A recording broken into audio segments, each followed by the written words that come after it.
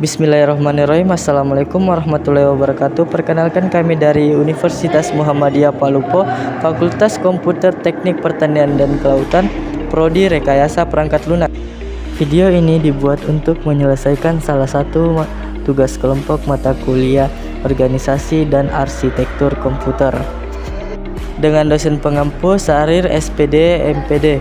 Adapun nama dari kelompok saya yaitu saya sendiri, nama Iqbal, NIM 2214100021, Mita NIM 2214100015, Atmayani NIM 2214100020, Nadila Safitri NIM 2214100024. Berikut ini penjelasan materinya.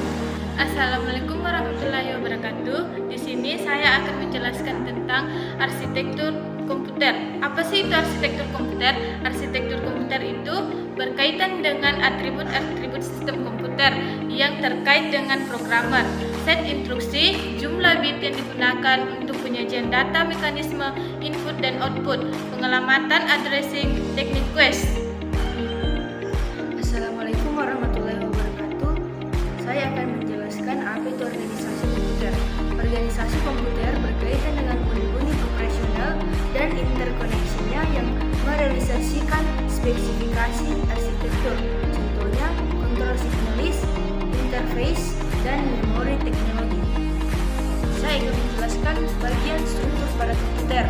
Pada gambar pertama, struktur internal komputer meliputi Central Processing Unit atau CPU, yang kedua memori utama, yang ketiga input output, dan yang keempat sistem interkoneksi.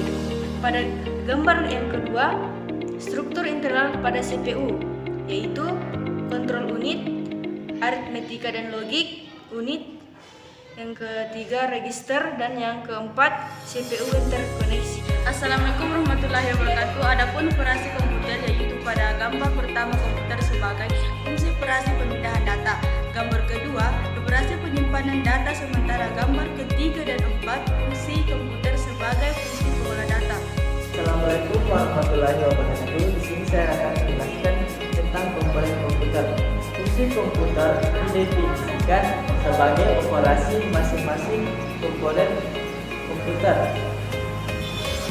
Bagian dan struktur adapun fungsi dari masing-masing komponen dalam struktur di atas adalah sebagai berikut. Yang pertama, device atau alat masukkan adalah perangkat keras komputer yang berfungsi sebagai alat penampilan data atau perintah ke dalam komputer.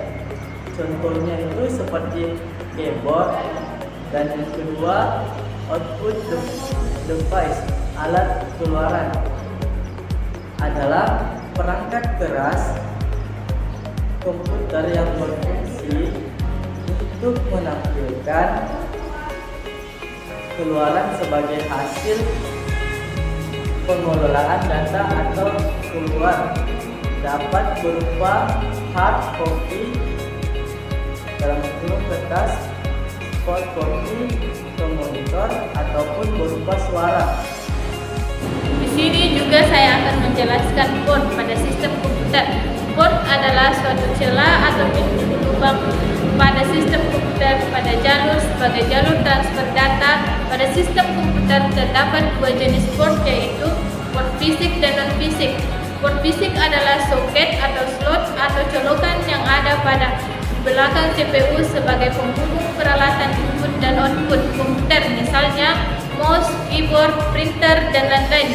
Port logika atau non-fisik adalah port yang digunakan oleh software sebagai jalur untuk melakukan koneksi dengan komputer lain, tentunya termasuk koneksi internet.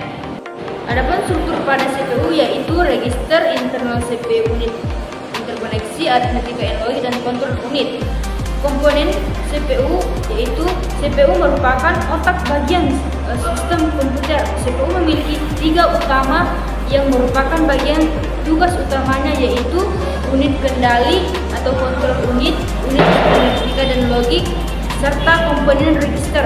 Tugas CPU adalah melaksanakan dan mengawal keseluruhan operasi komputer sehingga bisa dikatakan hampir keseluruhan pemikiran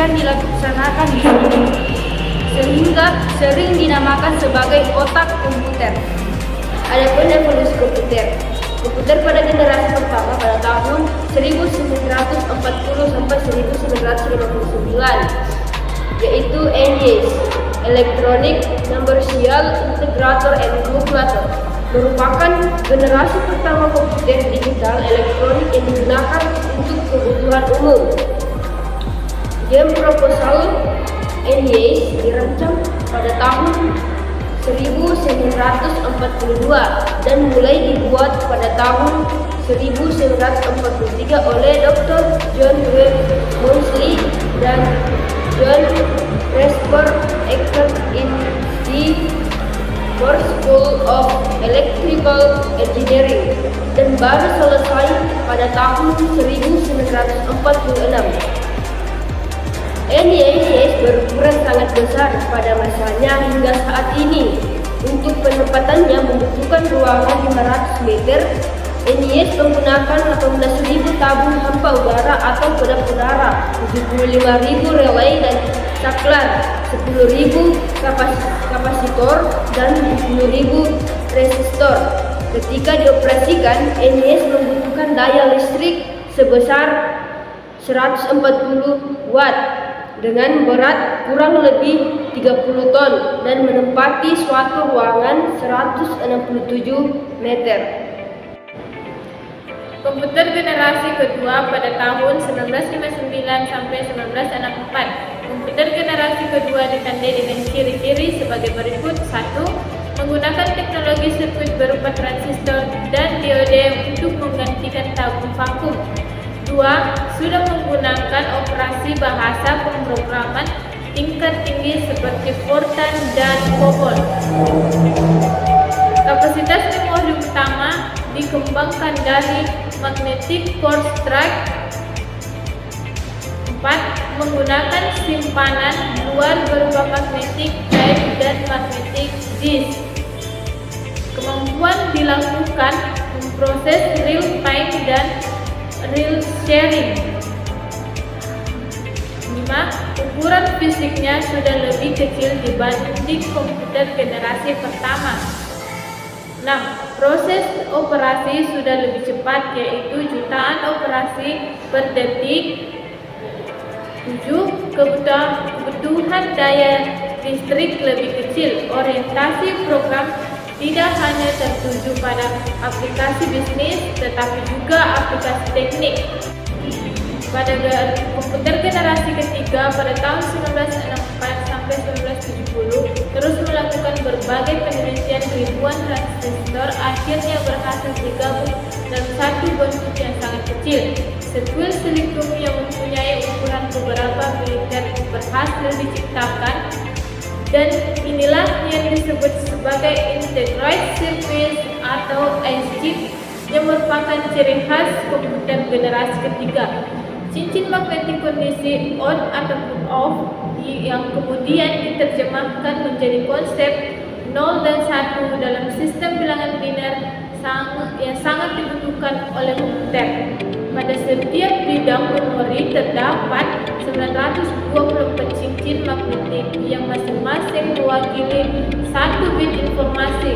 Jutaan bit informasi saat ini berada di dalam satu chip tunggal dengan bentuk yang sangat kecil. Komputer yang digunakan untuk otomatisasi pertama dikenalkan pada tahun 1968 oleh PDC 808 yang memiliki 4 KB atau kilobyte memori dan 8 bit untuk core memori. Komputer generasi keempat.